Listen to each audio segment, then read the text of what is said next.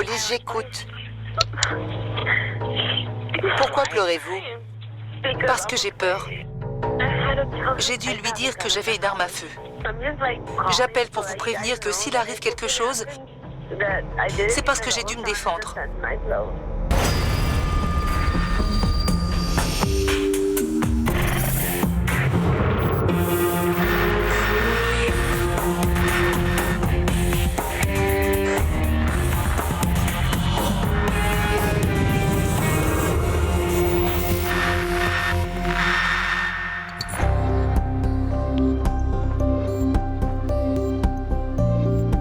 Maribel Ramos est une ancienne militaire de 36 ans.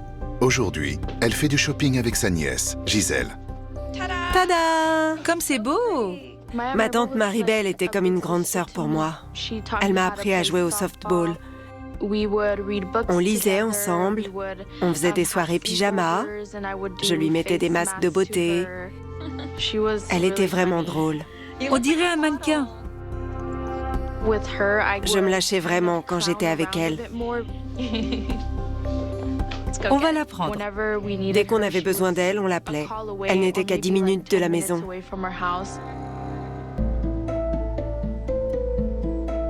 Maribel et moi étions très proches. J'étais sa petite sœur. Maman était au travail, donc Maribel devait m'emmener partout avec elle.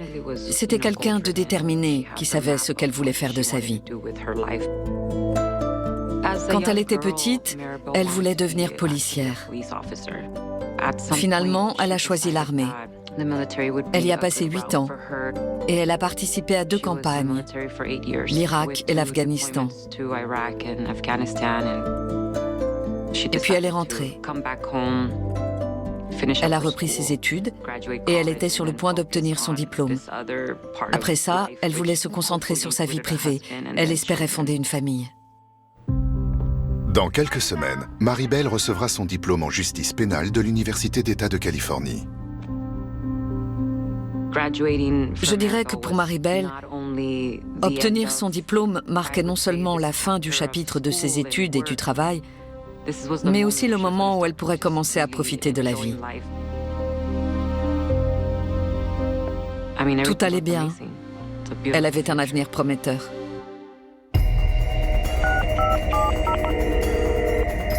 Police d'Orange, Rose à l'appareil.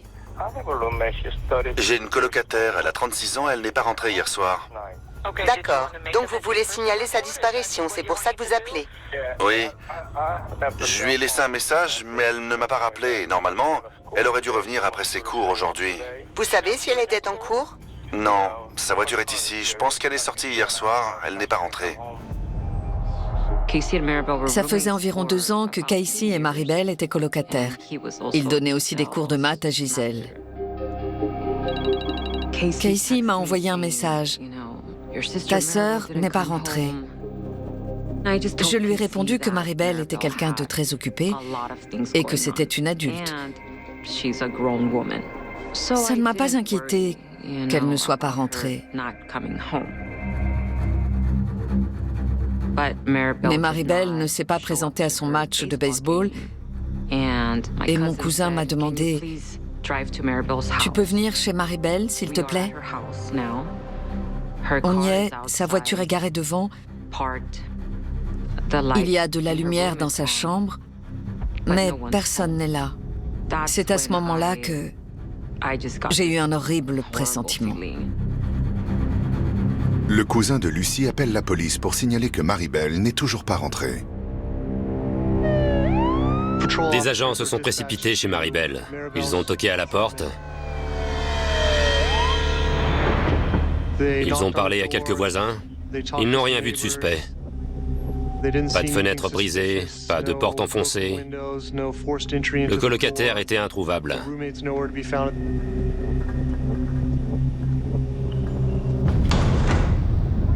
Ils ont décidé de forcer l'entrée de l'appartement. Police! Y a quelqu'un? C'est un petit appartement de 2 chambres. Il n'y a rien qui sorte vraiment de l'ordinaire.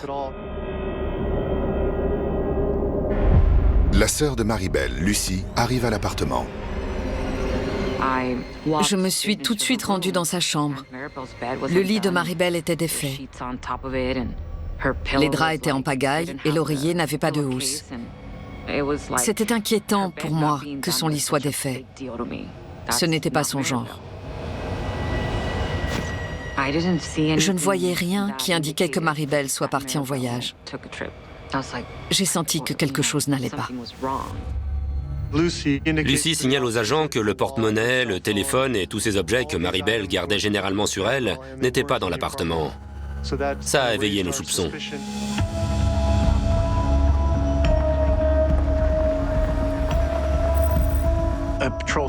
Le chef de patrouille a appelé la brigade criminelle. C'était en dehors des heures de bureau. J'étais chez moi quand on m'a dit de venir. Quelqu'un avait disparu dans d'étranges circonstances. Maribel avait 36 ans. Elle avait suivi un entraînement militaire. Elle était très ponctuelle et elle avait tout simplement disparu sans laisser de traces. Tout ça laissait entendre qu'elle était en danger. Lucy nous a confirmé que la voiture de Maribel était bien garée là. Mais son téléphone et son porte-monnaie n'étaient pas à l'intérieur. C'était vraiment étrange. Complètement anormal. Qu'est-ce qui se passe? Et soudain, le colocataire Casey Joy a débarqué. Quand avez-vous vu Maribel pour la dernière fois? Jeudi, vers 21h. Il a raconté qu'il était parti en voiture vers 21h. Plus tard, vers 22h, il était revenu à l'appartement et Maribel n'était plus là. Si vous savez quelque chose, contactez-nous. Merci. Il est important de trouver la dernière personne à avoir vu la victime ou la personne portée disparue pour établir la chronologie. C'est le dernier jour où Maribel a été aperçue en vie, alors c'est de là qu'on part.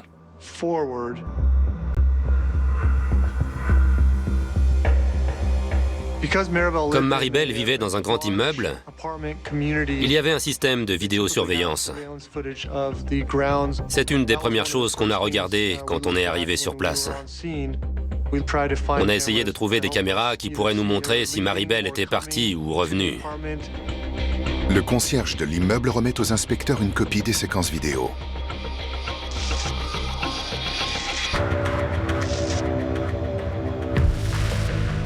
Il y avait une caméra qui donnait sur le portail de l'immeuble. On espérait voir la voiture de Maribel ou celle de Casey quitter les lieux ou revenir. Mais comme il y avait un parking juste à côté, les voitures ne venaient pas jusque-là. Donc les images qu'on visionnait ne nous apportaient rien. En revanche, on a trouvé une caméra juste au-dessus du bureau du concierge. Elle filmait l'entrée de l'immeuble. Essaye jeudi, vers 20h. On espérait la voir sur ces images, ou au moins trouver un indice. Parce qu'à ce stade, on n'avait rien d'autre.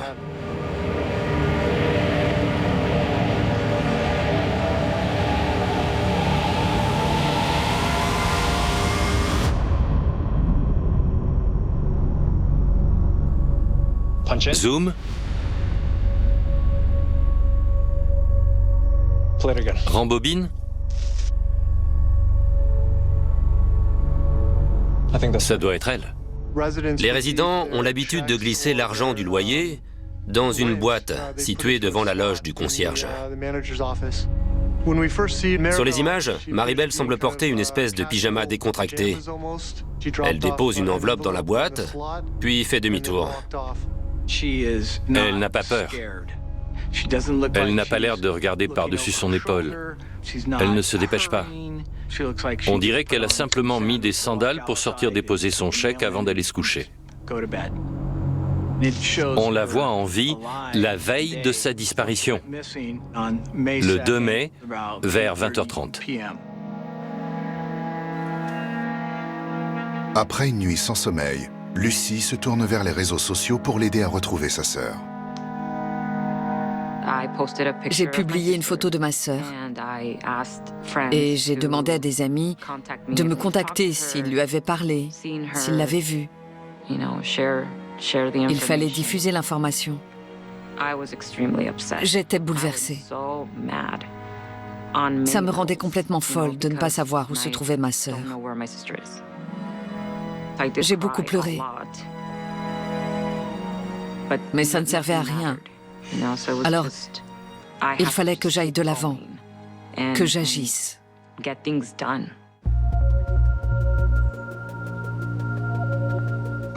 Quand on travaille sur une disparition, l'une des premières choses à faire est de se pencher sur ce qu'on appelle la victimologie. On doit apprendre à connaître la victime, connaître sa vie, ses amis, ses fréquentations, ses relations sentimentales. Le tracé téléphonique nous a montré que le portable de Maribel était soit éteint, soit hors service.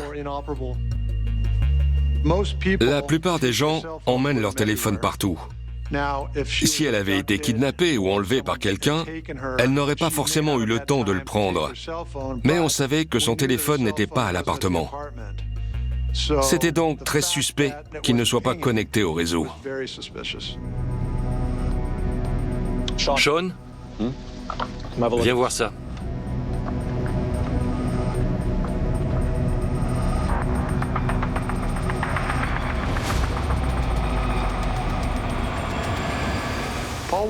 Paul Lopez était un petit ami. Il sortait avec Maribel Ramos. Il est primordial de discuter avec la dernière personne qui a parlé à Maribel, et c'est Paul qui lui a parlé au téléphone en dernier.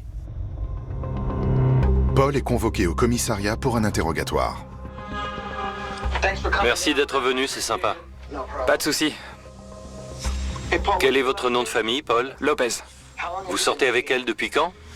Ça fait peut-être quelques mois. C'est quelque chose de récent. Comment l'avez-vous rencontrée? La relation n'est pas exclusive. On sort juste ensemble, quoi. D'accord. Vous fréquentez d'autres personnes? Moi? Ouais. Ok. Et elle, vous savez? J'ai pas demandé. Ok, je vois. Je m'en mêle pas. Oui, d'accord.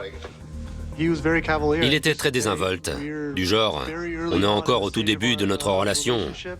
On voit qui on veut.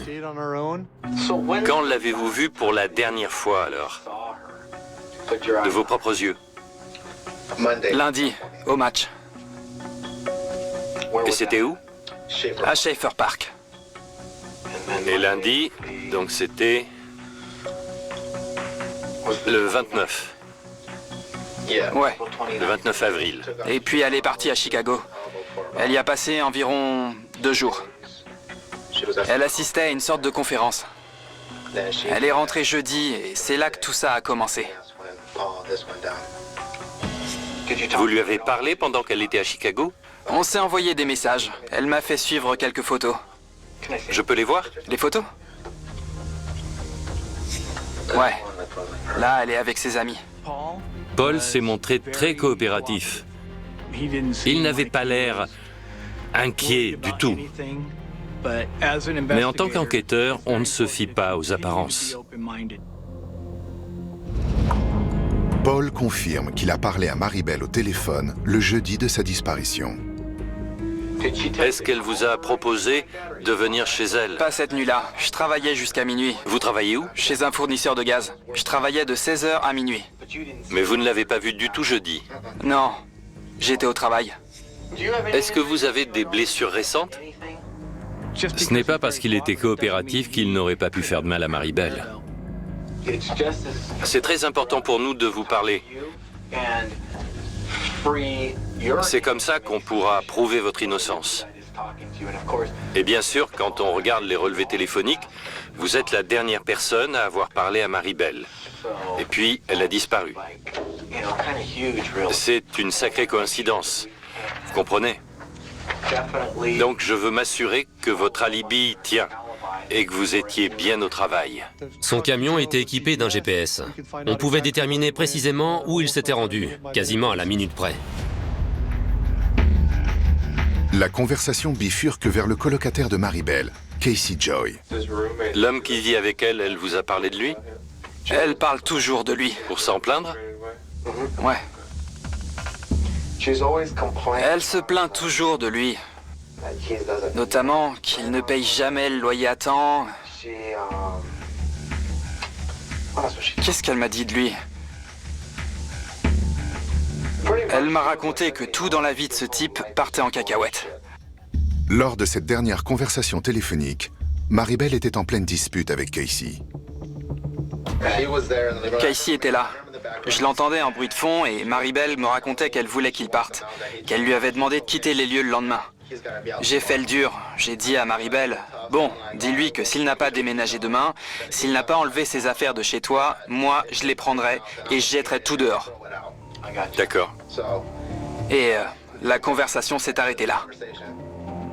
Il a demandé à Maribel si elle voulait qu'il vienne. Elle a répondu non, qu'elle irait simplement se coucher. À notre connaissance, c'est la dernière fois que Maribel et Paul se sont parlé. On s'est alors tourné vers Casey Joy, à cause du conflit qu'il y avait entre lui et Maribel Ramos concernant le paiement du loyer. Casey Joy était venu de Corée quand il était adolescent. Il était allé à l'école dans le Tennessee et il travaillait dans la chimie. Rien n'indiquait qu'il ait eu un passé criminel. En consultant les réseaux sociaux, les agents découvrent que Casey et Maribel sont assez proches. Casey Joy avait emmené Maribel en croisière en Alaska.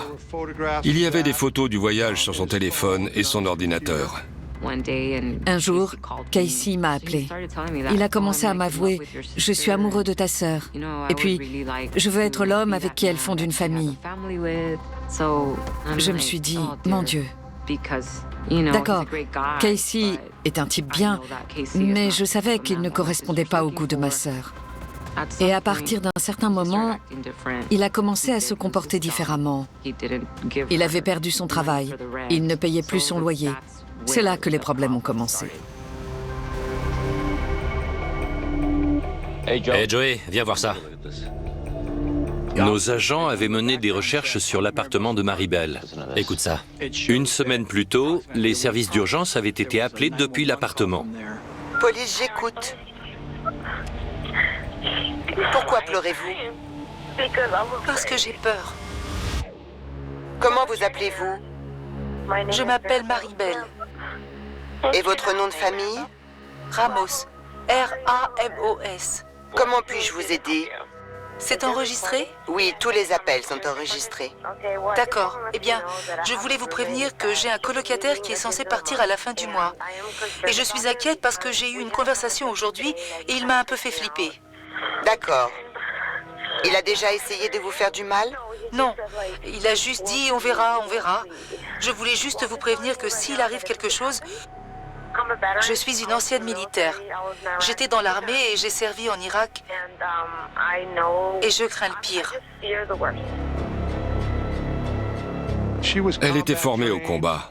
Donc le fait qu'elle ait peur de cet homme, c'était vraiment inquiétant. J'ai peur. De qui? De votre colocataire? Il est coréen. Il est plus âgé, mais on a eu une conversation aujourd'hui et j'ai dû lui dire que j'ai une arme à feu dans l'appartement. Alors que ce n'est pas le cas. Je vous appelle juste pour vous prévenir que s'il se passe quelque chose, je peux me battre pour me défendre. Je souffre de stress post-traumatique, donc je verrouille toujours ma porte. Mais là, je ne me sens pas en sécurité. Il est important de savoir que Maribel Ramos, qui avait été dans l'armée, avait sans doute des problèmes de santé mentale. Les anciens combattants, qui ont subi d'importants traumatismes à l'étranger, ont parfois du mal à gérer leur vie quotidienne quand ils reviennent. Ça donne l'impression que les choses auraient pu très mal tourner. Les enquêteurs convoquent tout de suite Casey pour l'interroger. C'est Casey, c'est comme ça qu'on vous appelle? Casey, oui. Tout le monde m'appelle Casey. Mon prénom, c'est Kwang. Mais si vous dites Kwang, personne ne me reconnaîtra. Personne ne saura que c'est vous, d'accord. Bon, nous vous remercions d'être venu, vraiment. Pas de problème. C'est quelqu'un de très gentil, il adore parler. Mais après avoir entendu l'appel téléphonique de Maribel, c'est bizarre de se dire que c'est la même personne qui lui faisait si peur. Comme vous le savez, en ce moment, certaines personnes, des amis et de la famille, s'inquiètent pour Marie-Belle, votre colocataire. Je suis aussi son ami et je tiens beaucoup à elle. Ça fait environ 1 an et demi que je vis avec elle. On s'amuse bien. On a fait un voyage en croisière, on va en boîte ensemble, on va danser. On est de grands fêtards. Il tient à elle. Donc quand les choses ont commencé à mal se passer, ça l'a contrarié. La police est récemment venue chez vous parce que vous vous disputiez, non? C'est la dispute qu'on a eue vendredi soir. Alors on est allé au karaoké et on s'est beaucoup amusé. Mais quand elle boit, elle devient soit très gentille, soit très agressive. Et elle a commencé à me crier dessus. Je t'aime pas, tu m'attires pas. Elle commence à hurler. Je lui dis, Marie-Belle, on vient de passer une super soirée, c'est quoi le problème?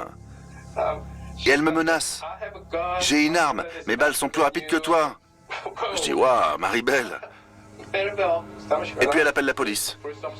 Un agent de police arrive, je sors le voir et je demande, est-ce qu'elle vous a dit qu'elle avait une arme? Il répond oui. Il me dit, quand vous allez au lit ce soir, verrouillez la porte et gardez votre téléphone près de vous. Au moindre souci, vous nous appelez. À quand remonte votre dernière dispute? C'était jeudi. Ce jeudi? Hier? Oui, à propos du loyer. Il avait perdu son travail et il ne pouvait plus payer le loyer. D'après lui, c'est ce qui causait les disputes. La dispute a mal tourné? Rien de grave. On a parlé. Enfin, elle a parlé à Paul et l'a mis sur haut-parleur. Elle a dit, Paul, c'est mon homme, mon petit ami. On sort ensemble depuis janvier et il veut que tu déménages. Il nous révèle qu'on devrait peut-être accorder un peu plus d'attention à Paul, étant donné que Paul l'avait menacé. Donc la dernière fois que vous l'avez vu, il était entre 21h et 22h. Environ 21h, oui. C'est là que vous avez pris votre voiture? Oui, quand je suis revenu, elle n'était plus là. Donc soit Paul est venu la chercher, soit quelqu'un d'autre, mais quelqu'un est venu la chercher parce que sa voiture était encore là. Casey Joy a indiqué qu'il était parti faire un tour en voiture pour se calmer. Son témoignage est difficile à vérifier parce qu'il ne s'est arrêté nulle part, même pas dans une station essence, donc personne ne peut confirmer ses dires. Il porte un t-shirt noir à manches courtes, très serré, et je vois qu'il a des égratignures qui sont clairement récentes. D'où viennent ces égratignures? On va tout le temps au parc Eisenhower. Il y a des buissons là-bas. Ces buissons ont des épines et on a mis les mains dedans pour attraper une ligne de pêche. D'après lui, il a voulu dégager des canards qui s'étaient empêtrés dans des lignes de pêche. Et ce faisant, les épines des buissons l'ont griffé. Et c'est de là que viennent les marques. On cherchait des signes de lutte. Je ne connaissais pas la végétation du parc, donc j'ai voulu qu'il me la montre. Casey donne rendez-vous aux enquêteurs dans le parc. L'un des agents porte un micro caché. Ah, ils sont tous là. Il y a au moins 2 ou 3 canards qui ont les pattes emmêlées dans la ligne de pêche. Il y en a un juste là. Quand on arrive au parc, l'une des premières choses qu'il fait est de pointer vers un canard. Et en effet, une ligne de pêche est accrochée à ses pattes. Et je me dis, mon Dieu, c'était vrai. Alors comment ça s'est passé? Eh bien, j'étais en tongs. Et vous êtes tombé sur les genoux, puis dans le buisson, c'est ça? Oui, quelque chose dans le genre. Donc vous avez glissé et vous êtes tombé jusqu'ici? C'est ça. D'accord. Et vous vous êtes relevé tout de suite? Ouais. Ah, bon sang! Vous venez de le voir, j'ai marché au même endroit. C'est pointu, c'est exactement le même mouvement. Vous êtes sacrément rapide. Vous vous êtes relevé très rapidement. Sean, prends une autre photo. Vous voulez bien vous tenir près de là où vous étiez pour qu'on vous voit bien? En effet, on dirait que vous vous êtes fait mal au genou. Ça va? Une autre photo? Non, je veux pas d'autres photos. Vous en avez déjà pris assez. Prenez juste les canards en photo. Je vois pas pourquoi je dois être dedans. Vous savez, c'est dans votre intérêt. Cela nous permet d'être précis. Vous savez où j'étais? J'étais soit là, soit ici. Il y avait de la terre quelque part par là. Je me suis dit, bon sang, ces épines peuvent vraiment laisser ses marques. C'est tout à fait possible de perdre l'équilibre, de tomber dedans et ça laisserait de sérieuses égratignures. Les inspecteurs se tournent alors vers le petit ami de Maribel, Paul Lopez. Quand on enquête sur un meurtre, il est important de garder l'esprit ouvert. Il faut suivre toutes les pistes. Paul était la dernière personne à parler à Maribel au téléphone avant qu'elle ne disparaisse. Inspecteur Ramirez à l'appareil, j'ai besoin de renseignements sur l'un de vos employés. On a cherché à vérifier la libye de Paul et on a pu confirmer qu'il travaillait bien chez le fournisseur de gaz et qu'il était au travail à ce moment-là. On a pu identifier le camion qu'il avait utilisé ce jour-là. Ces camions sont équipés de GPS, donc on a pu retracer l'itinéraire qu'il a pris presque à la minute près. À aucun moment, il n'était dans les environs. À ce stade, il n'était donc plus suspect. Les jours passaient et ça devenait frustrant parce qu'on ne trouvait rien de concret. Il n'y avait pas de preuves tangibles. Plus le temps passait, plus nos doutes se confirmaient. Nous n'enquêtions plus sur une disparition, mais bien sur un homicide. Les inspecteurs demandent donc à la police scientifique de fouiller l'appartement de Maribel. Casey a accepté que les agents interviennent. Ils ont utilisé tous leurs appareils pour identifier ce qui est invisible à l'œil nu. Prélèvement d'ADN, empreintes digitales, photos, bref, la totale. Casey se montrait très coopératif, mais on ne trouvait rien. À cette époque, Casey avait une voiture de location. On l'a fouillée et on a amené un chien détecteur de cadavres. Malheureusement, on n'y a trouvé aucune information. Encore une fausse piste. Dans l'armoire, les agents ont trouvé un haut de pyjama taché de sang. Et ils ont remarqué que ce haut pouvait correspondre au pantalon de pyjama que Maribel portait sur la vidéo. Le sang pouvait être le sien mêlé à celui de quelqu'un d'autre. Les taches de sang du pyjama sont immédiatement analysées. Le sang était celui de Maribel, uniquement le sien. Le fait qu'il n'y ait le sang de personne d'autre est aussi un facteur important. Elle aurait pu se couper, personne ne savait d'où pouvait venir ce sang. Mais tout le monde nourrissait l'espoir que ce sang déboucherait sur une découverte. Malheureusement, les résultats ont montré qu'il ne s'agissait que du sang de Maribel Ramos. Un autre moment décevant dans l'affaire, évidemment. Tout le monde dit la même chose. Maribel... Les informations locales relayent l'affaire. Le colocataire d'une étudiante de l'Université de Californie s'exprime à propos de Maribel Ramos qui demeure introuvable depuis jeudi dernier. Je n'ai pas d'autre famille, elle est ma meilleure amie et je veux qu'elle revienne, c'est tout. Casey leur racontait toujours qu'il l'aimait, qu'il essayait lui-même de la trouver. Il parlait à tout journaliste qui voulait bien l'écouter. Je suis coopératif, ils voulaient un échantillon ADN, ils ont pris une photo de mon corps, ils ont fouillé mon appartement sans mandat de perquisition, je leur ai donné l'autorisation de le faire, je leur ai dit d'y aller. Il avait une relation difficile avec Maribel à l'époque. Mais rien ne prouvait qu'il lui avait fait du mal. Donc à ce stade, on était au point mort.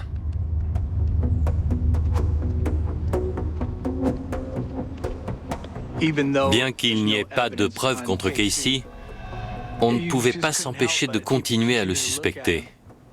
C'est pour ça qu'on l'a placé sous surveillance permanente.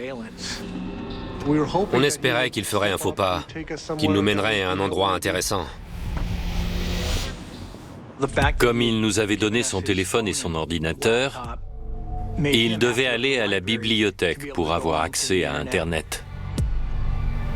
Pour épier Casey, les inspecteurs consultent les images des caméras de la bibliothèque.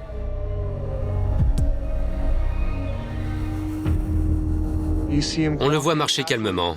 Il porte un sac à dos. Il n'a pas l'air de se méfier de quoi que ce soit. Il va au comptoir pour louer un ordinateur. Il faut accorder de l'attention à ce qu'il fait, à ce qu'il regarde. Est-ce qu'il cache des preuves? Est-ce qu'il change de compte bancaire? Il se dirige vers l'arrière de la bibliothèque. Il s'installe à un bureau de manière à voir si quelqu'un est derrière lui, à regarder ce qu'il fait. Il y a des caméras à l'arrière? La bibliothèque n'avait pas de caméra qui nous permettait de zoomer et de voir ce qu'il faisait ou quel ordinateur il utilisait.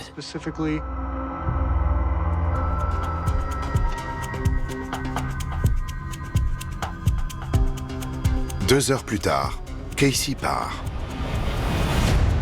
Les inspecteurs essayent de consulter son historique de recherche.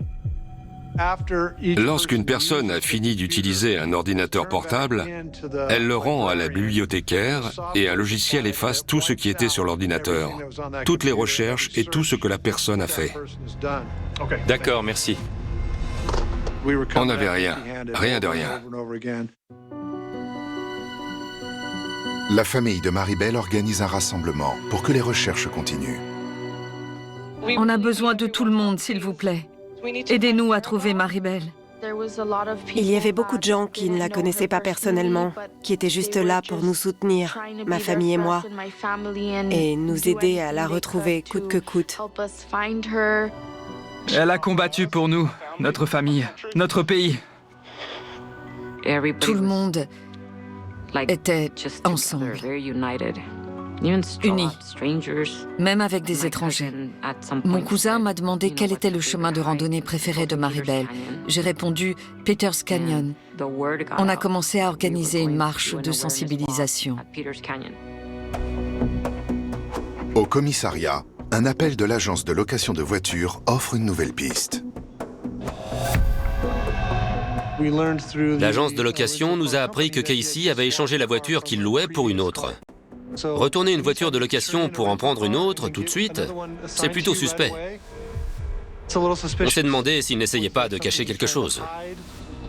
On s'est rendu à l'agence de location et on a pu retrouver la voiture qu'il avait retournée. Là aussi, on avait amené un chien de détecteur de cadavres pour fouiller la voiture. Et il a pointé vers l'arrière de la voiture. Ce n'était pas une preuve irréfutable, évidemment, mais c'était un moment décisif pour nous. Ça nous prouvait qu'on était sur la bonne voie. Donc il était crucial de continuer à surveiller Casey jour et nuit, étant donné que c'était notre principal suspect. Mais Casey a fini par m'appeler et me dire « Vous pouvez dire à vos hommes de me lâcher ?» Je les ai tout de suite appelés pour leur dire qu'il fallait qu'on soit plus discret, qu'on avait été grillés. Comme Casey continue à fréquenter la bibliothèque, les inspecteurs concoctent un plan. L'un de nos hommes a proposé d'espionner l'ordinateur de Casey à distance. Il suffisait qu'il reçoive l'ordinateur qu'on avait préparé. On a mis le personnel de la bibliothèque dans la confidence. Si Casey venait, on devait lui donner cet ordinateur-là.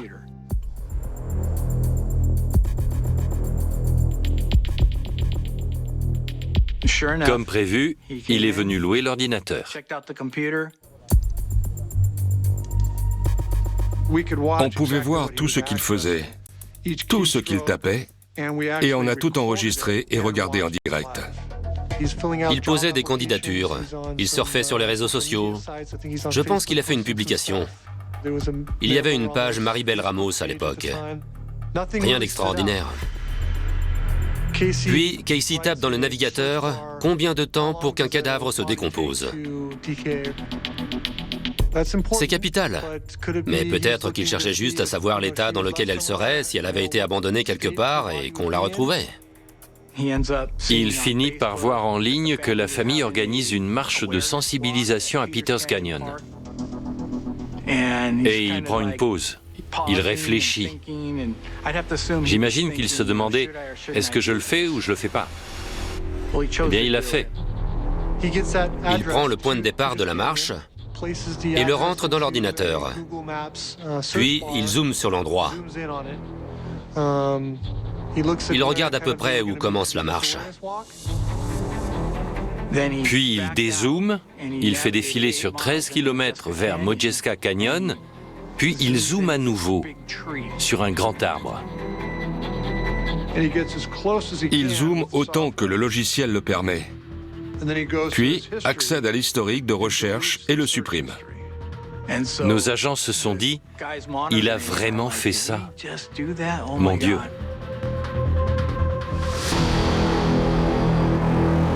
C'est vraiment au milieu de nulle part.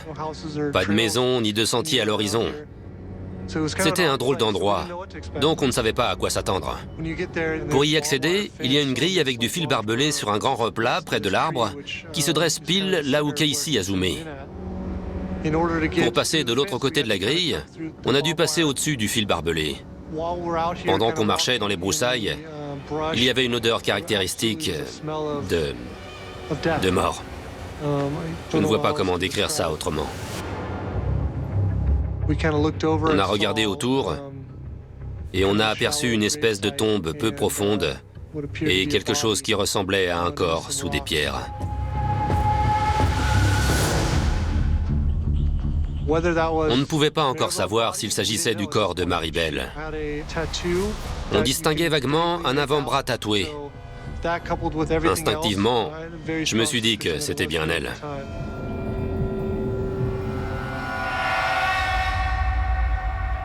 On a convoqué Casey Joy pour un nouvel interrogatoire. On voulait le pousser à donner sa version des faits. On voulait savoir ce qui s'était passé. Merci d'être venu volontairement. J'apprécie. J'espère que vous me ramènerez à la bibliothèque après. Casey était très sûr de lui. Il se croyait plus malin que nous. Il y a tout le monde qui se focalise sur moi. On ne voit que moi aux infos. Est-ce qu'ils savent quelque chose que je ne sais pas? Ils me tournent toujours autour. Ils étaient encore chez moi ce matin. Aujourd'hui, ça fait exactement 2 semaines. 14 jours. Je sais pas, ils ont peut-être eu des informations de la police que moi j'ai pas. Mais j'imagine que vous avez des questions pour moi. C'est pour ça qu'on m'a fait venir. Où doit-on chercher? Je sais pas. Quand quelqu'un s'obstine à nous mentir et maintient qu'il n'y est pour rien, c'est frustrant. Autre chose? J'aimerais partir si possible. J'aimerais qu'on parle de Maribel. D'accord. Dites-moi en plus sur elle, s'il vous plaît. Je vous ai dit tout ce que je savais. Et... Vous, dites-moi ce que vous savez, ce que votre enquête a donné. J'ai pas besoin de faire ça, Casey. J'ai été transparent avec vous et vous le savez, d'accord? Ça fait 2 semaines qu'on se voit. Qu'est-ce que vous sous-entendez? Je ne sous-entends rien. Je vous explique les faits. Ce qui se dégage de notre enquête. Vous êtes la personne qui tenait à Maribel plus que quiconque. La personne qui la défendrait en toutes circonstances. Je n'ai absolument aucun doute là-dessus. Je sais que si vous allez en boîte avec elle, ou autre part, et que quelqu'un l'embête, vous serez là. Mais je sais aussi que les choses ont mal tourné entre vous. Et que vous en savez plus. Je le sais. Casey, faites-moi confiance. Je croirai ce que vous me raconterez. Je n'ai rien à vous raconter. Parce que tout indique qu'il y a eu un crime. Tout. Et quand vous me dites des choses, alors qu'en fait je sais déjà qu'elles sont fausses, vous courez le risque que je cesse de croire que vous êtes cette personne qui tient à Maribel plus que quiconque. C'est la première fois, vous voyez, que je parle à un suspect et qu'il faut 2 semaines pour qu'il cède enfin et qu'il me dise la vérité. Ceux qui parlent sont toujours contents de l'avoir fait, ils sont soulagés. Ça les soulage, croyez-moi. Vous insinuez que Maribel ne rentrera pas? Vous connaissez la réponse, non? Non, c'est pour ça que je vous demande. Clairement, vous en savez plus que moi. J'espère qu'elle rentrera. Est-ce que vous êtes en train de dire que ce ne sera pas le cas? Je ne voulais pas lui dire qu'on avait trouvé le corps. J'avais envie de lui donner une dernière chance, d'être honnête avec nous.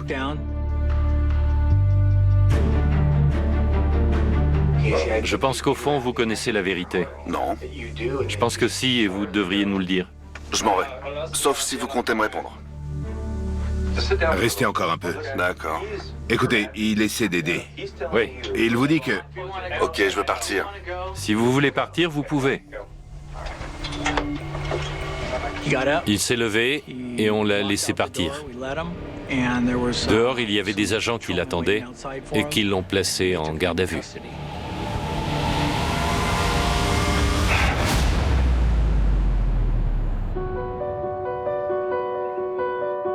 L'identification dentaire confirme que le corps retrouvé près du canyon est celui de Maribel Ramos. Casey Joy est accusée de son meurtre. On ne trouvait pas la cause du décès et vu la décomposition, la météo et la faune du canyon, le plus probable, c'est qu'elle a été étouffée, qu'il lui a mis un coussin sur la tête. Il y avait un sentiment d'amertume parce qu'on espérait encore, d'une certaine manière, qu'elle réapparaîtrait. J'ai vu aux informations qu'ils avaient trouvé un cadavre. Je n'ai pas pleuré. Je suis restée impassible. Et je savais que c'était elle.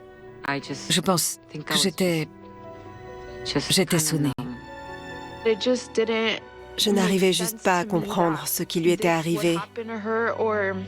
Que quelqu'un ait pu lui faire ça, alors que son avenir était si prometteur. Ça m'a brisé le cœur. J'étais très proche d'elle, donc c'était très dur de faire face à ça, en particulier à cet âge. Plus d'un an plus tard, en juillet 2014, le procès de Casey Joy démarre. L'accusation expose sa version des faits. Maribel voulait simplement passer du temps avec Casey. Elle le voyait juste comme un ami. Mais lui, il a cru qu'elle voulait davantage et il s'est mis à imaginer qu'une relation était possible. Maribel l'a peut-être rejeté. Il avait récemment perdu son travail. Il refusait de quitter l'appartement. Au téléphone, Paul Lopez a dit à Casey Joy, « Écoute, tu dégages ou je te dégage. » Je crois que dès qu'il a raccroché avec Paul, il a recommencé à se disputer avec Maribel. Dans la vidéo, on pourrait penser qu'elle est un peu troublée, mais elle avait déjà dit à Paul qu'elle irait au lit et que tout irait bien.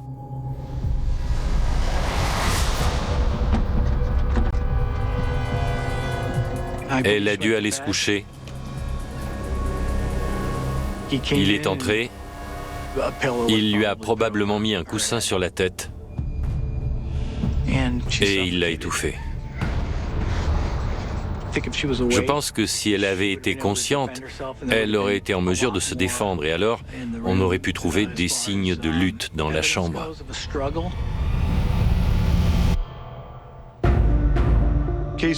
Casey a dû porter le corps jusqu'à la voiture, puis l'amener dans ce lieu isolé. Il a dû passer par-dessus la grille et le fil barbelé, et je pense que c'est là qu'il s'est fait ses égratignures sur les bras. Ça pourrait correspondre.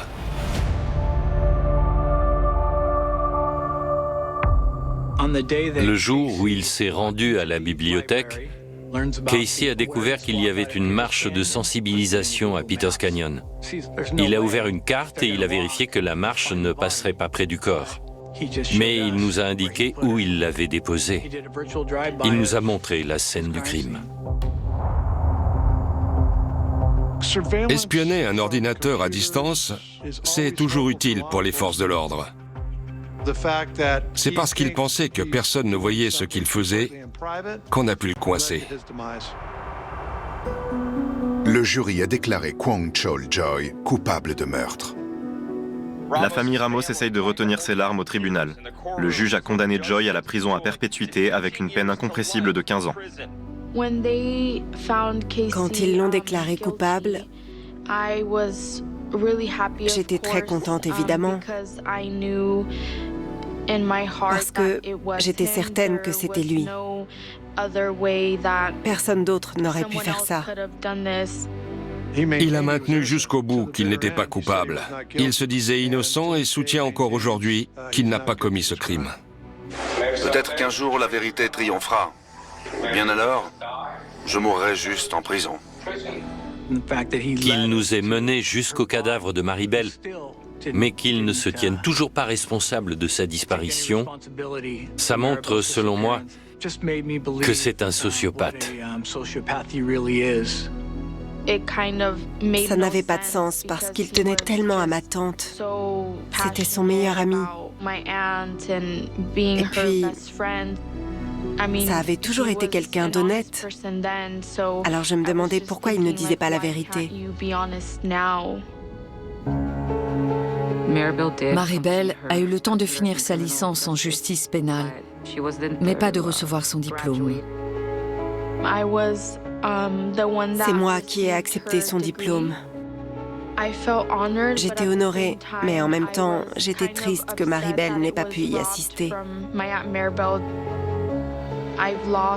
J'ai perdu ma grande sœur, ma meilleure amie. Elle me servait de modèle. C'était une figure maternelle pour moi.